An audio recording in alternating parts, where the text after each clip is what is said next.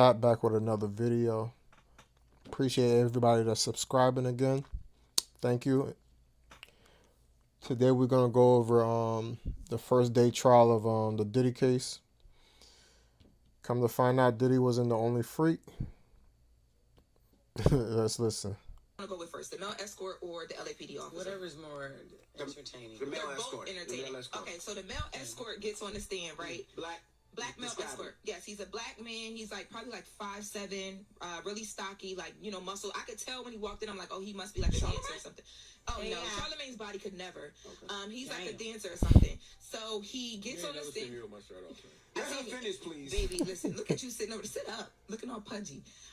So he's on the stand. You're talking with that Vera Wayne so he's on the stand and he's describing his relationship with Cassie and Diddy, and he's saying that up until a few years ago, in New York, whenever they would come here, they would call him because he would engage in different sexual acts with them, right? Allegedly. So he's like, every single time he got the phone call, it was from Cassie. The way that he met them was through his boss. So his boss came to him one day and said, look, I have this couple who wants to do something for the wife. It's a bachelorette party. They need a male stripper. They didn't have a male stripper, so he went. He shows up in the NYPD t-shirt and he says, Cassie, he alleges, Cassie opens the door. She's in red lingerie. She's in a wig, dark glasses, and pumps. And she's like, listen, your boss told me that I'm supposed to give you $200. Ain't this what he's alleging?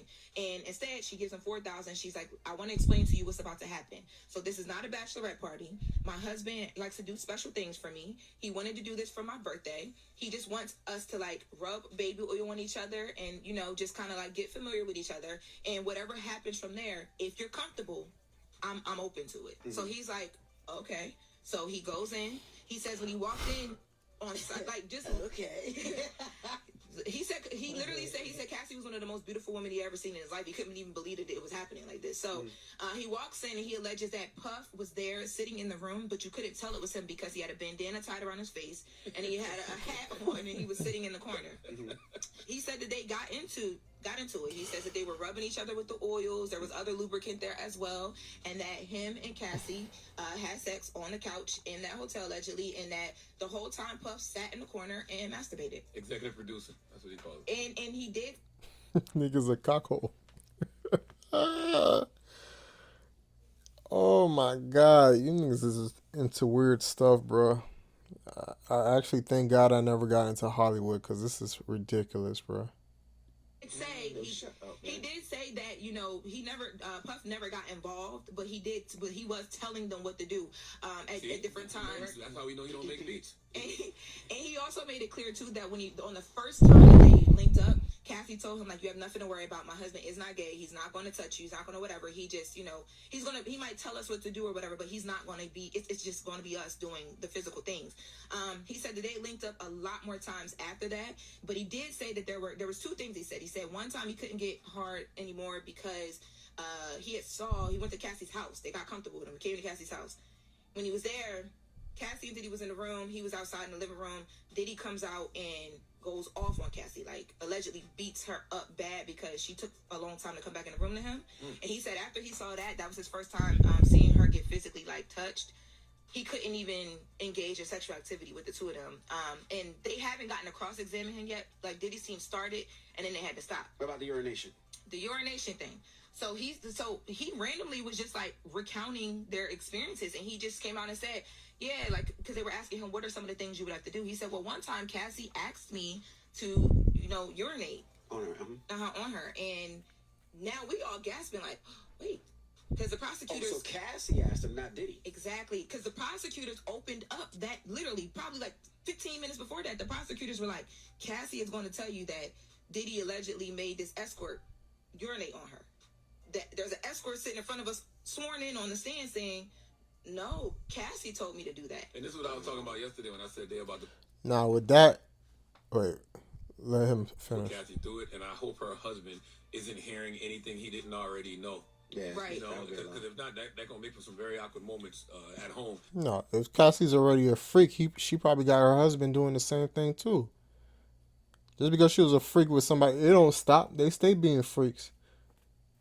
But the fact, some people might say, well, oh, maybe Diddy coerced her into saying, having a man piss in her mouth or something like that. But if it's true that she's asking, she's a freak herself.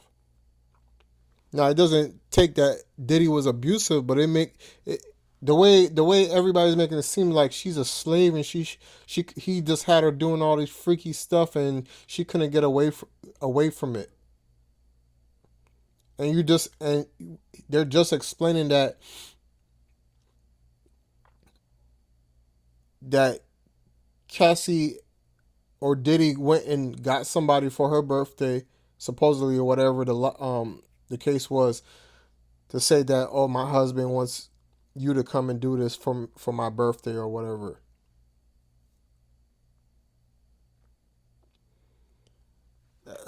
See, Hollywood is some freaky stuff, bro.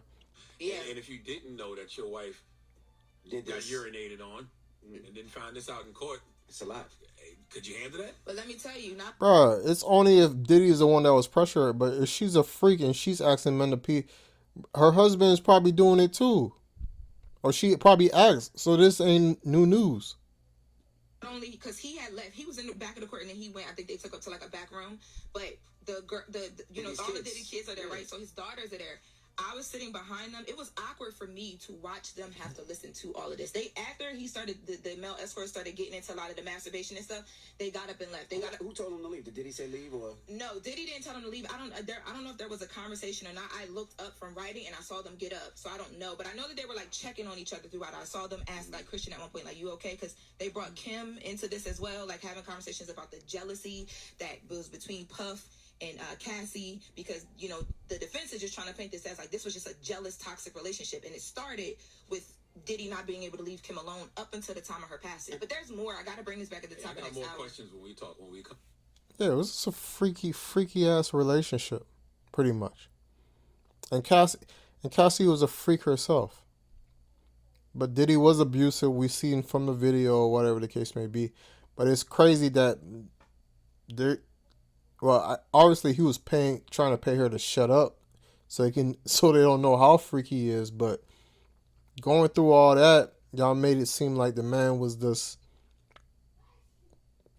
like the women were just coerced into doing all this freaky stuff, and they didn't know what they were doing and this and that. No, they were freaks. They were freaks themselves. That's why I say it's ridiculous when money comes involved, because you can make anybody do anything. You'll stick around, just like this thing now with Lil Wayne and his girl. Oh, I stuck her. Oh, yeah, he touched me. He hit me. This and that. You looking for a lawyer for what? Everybody's looking for a payday. Once y'all look for somebody that truly loves you, who doesn't have baggage, who don't have 5 or 6 baby mamas or any of this type of stuff.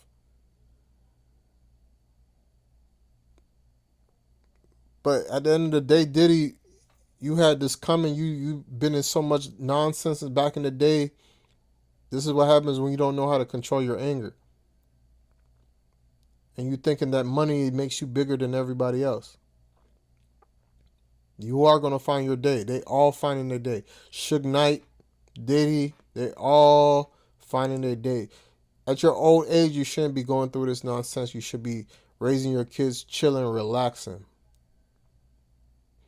That's why it's important what y'all do right now in your lives. Don't get involved in any nonsense, because it might come and bite you later on in life. But let me know what y'all think. It's your boy PrimeTimePat. Hit that subscribe button for me. Peace.